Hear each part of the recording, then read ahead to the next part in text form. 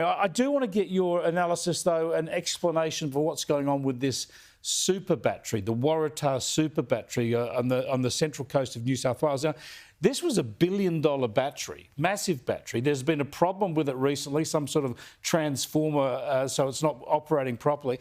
But wasn't the idea of this battery to replace the Eraring coal-fired power station? But that's still going, isn't it? What's going on here?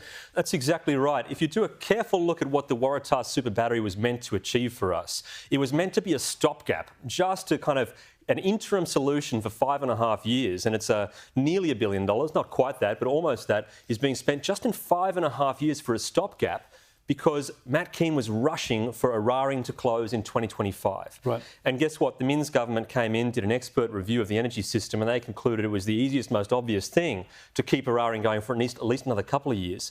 But that cost for that battery, it was really only there to basically let us pretend we could run our lines a whole lot hotter to try to bring in more energy from the south and the north, mainly from the south. It was just to pretty much basically give us a kind of, an extra excuse to try, but it would have only covered about less than a quarter of Eraring. Yeah. And so we're paying $1 billion for this solution that we now know we don't need and was never going to be a satisfying solution even for those 5 years in the first place. So and it's not working anyway, apparently. There's some... Is it a major mishap there or a major malfunction? It is a major malfunction, catastrophic failure. They've pretty much blown up one of the 3 transformers, and the other one of the others they've taken offline because they're not sure how it will fare. And that was because they were putting it through its paces to do this incredible, very innovative thing, which is to ramp up in a small fraction of a second to replace a huge amount of power that would normally be coming from outside the grid. That function was meant to stop things blowing up when we're running our system extra hot, like literally running the lines at 120 degrees.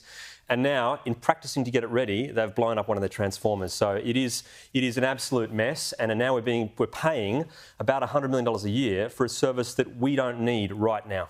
It is such a mess. Shouldn't the federal government, at the very least, if they think their national electricity plans work, bring in an independent overseas expert just to look at it and tell us where we're heading? Because everything else is caught up in a political debate. Look, they could bring in an external expert. I think that if they're honest with themselves, even an internal look, the opportunity is absolutely ripe now for the Minns government, for example, to do a deep reset of the roadmap that Matt Keane put in place, because they've admitted the 25 closure of Eraring doesn't work. We're currently paying about $100 million a year too much for that interim solution. They should just sort of say, let's do this at a steady pace and consider when Eraring could close. Give us another 5 years. The market operators requested 5-year notice of closure. Let's say we need at least another 5 years and come up with a plan that doesn't make these huge blunders. So I think that some kind of review, some sort of reset is absolutely required. Aidan, thanks for joining us. Appreciate it.